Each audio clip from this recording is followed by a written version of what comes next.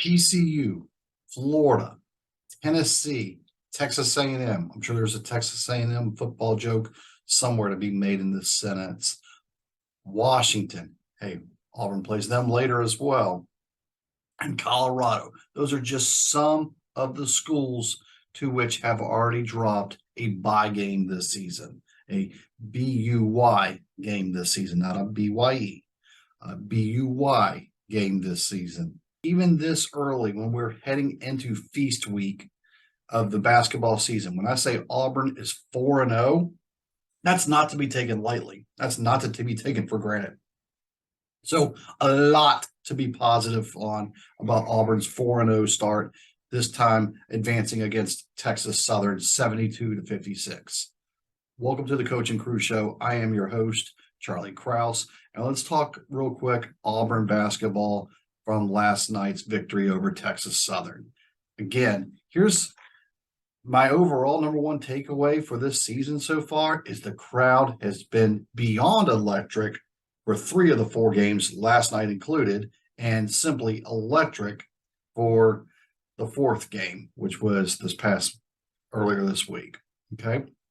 So that's takeaway number 1. Takeaway number 2 is this is a defense first team. Okay. They're still a little sloppy and rushed on offense. That'll settle down as the season progresses. I honestly believe that in my heart of hearts because it's still gelling.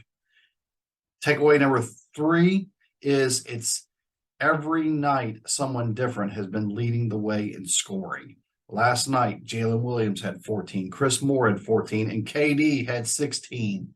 Okay, and including a bank it off of the glass dunk for Alan Flanagan to add in. Dylan Cardwell, who's obviously he's a Jumbotron favorite to begin with, but he added 3 more blocks to his repertoire and resume. Go back to Jalen Williams. He added 4 steals.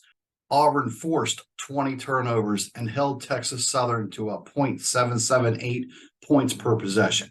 Flip side, areas and opportunities of improvement.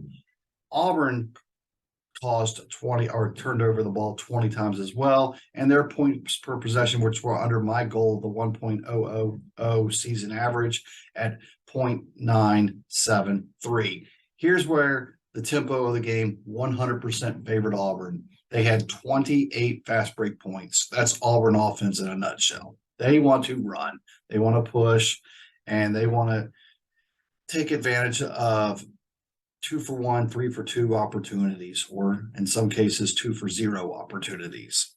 That's Auburn offense in a nutshell. They don't want to get stuck playing a half-court game. So they were able to dictate their tempo to it. Other teams that they play are going to try to play half-court offense and slow the ball down and limit the number of possessions and just maximize the team. And if you are not patient to be able to play with a team like that, they're going to beat you 10 out of 10 times. Watch for that on the season. It's all about matchups. And when Auburn has the opportunity to face somebody that plays more of a half-court style play, that's going to be where it comes into play is whose tempo dictates to the other and able to adjust and overcome the opposite's push. Other thing I liked about last night, doesn't matter who your opponent is. Doesn't matter who your opponent is. Free throw percentage. Auburn made 15 out of 20. 75% of the team.